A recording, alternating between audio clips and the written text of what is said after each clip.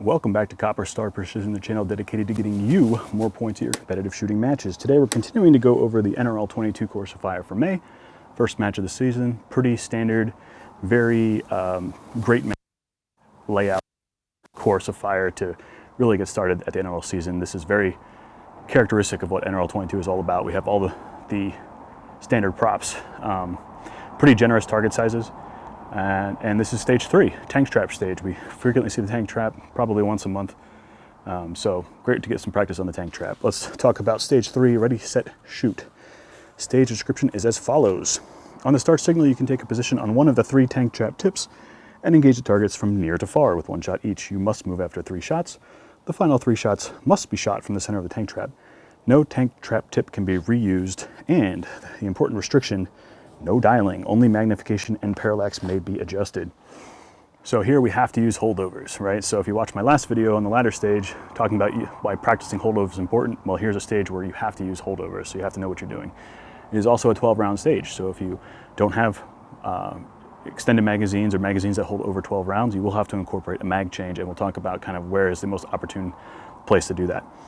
As far as gear goes for this stage, I think a bag of some sort that has like a wedge in it. So this here is the Armageddon Gear Game Changer bag. And I just picked this up actually because this is the one Area 419 puts together. And this has the rail changer system on it. So there's a little bar in here that attaches with ARCA. And much like the kind of Gray Ops plate that I have, 419 also makes a plate like this, where the bag is attached. It's one less thing for me to worry about. So instead of moving the bag and the rifle, I can just slide this onto the ARCA rail at the bottom of my rifle, tighten this up, and now everything moves as one unit. And because this is a 12-round stage, 2 minutes is enough time, but having one less thing to worry about and move, for me, helps out a lot with time management. So I'm going this route. If you don't have any of this gear, come to a match where I'm at and I'll let you borrow any of it. But any bag like this kind of has a wedge shape that will fit over the tips of the tank trap is going to be your best friend when it comes to this stage. These tank trap legs are 6 feet long. The ones at the club that I usually shoot at are, I think, 5 feet long, and they're a real awkward position where it's like, do I kneel, do I stand? So on these tank trap tips, I stand, but you might find yourself in like a high kneel position depending on the tips of the tank trap, how tall they are. And essentially here, you also want to think about kind of the order you do the tank trap tips in. Because it dictates that we have to go to the center last, there's always going to be, regardless of the orientation of the tank trap, there's always going to be one tip that easily slides into the middle of the tank trap. So what I'm going to do on this stage, I'm going to start here, go to the rear, this tip third, slide into the middle for the last 3 shots. If I started here instead, I'd go 1, 2, 3, and then it's not really comfortable to get in the middle because this arm is in the way, so I would have to walk all the way around, then put my bag down, then my rifle down, and engage here. So I save a few seconds just by making sure I pick the right order of tank trap tips. So for me, in this orientation, it's going to be 1, 2, 3, and center. The strategy for the tips is basically going to be all the same. We have to go near to far, so we have to know kind of what our dope is. I'll give you mine as an example. For you, it might be different. But there's a 40-yard target up at the target sizes down here. There's a 40-yard, the 1.5 inch at 40 yards, a 2.5 inch at 60 yards, and a 4 inch at 90 yards. Again, relatively generous target sizes.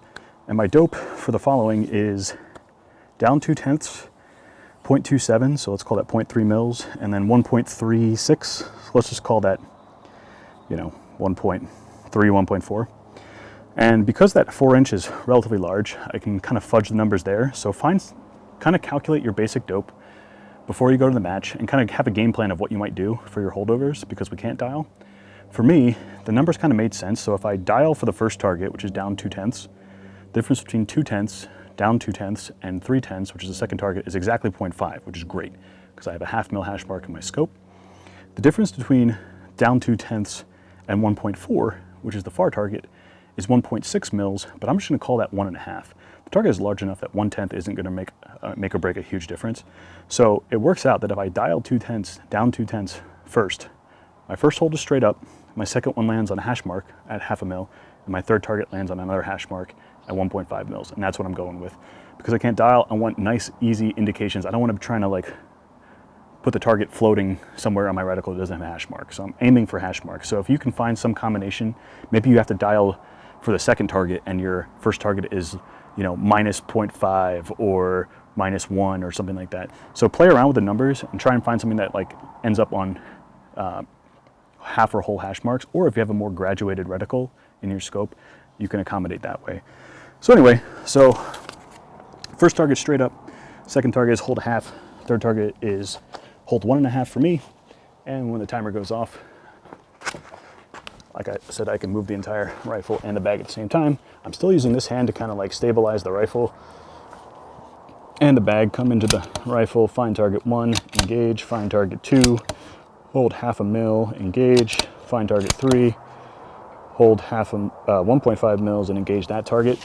Here I'm at a lower magnification because it's going to help with my parallax.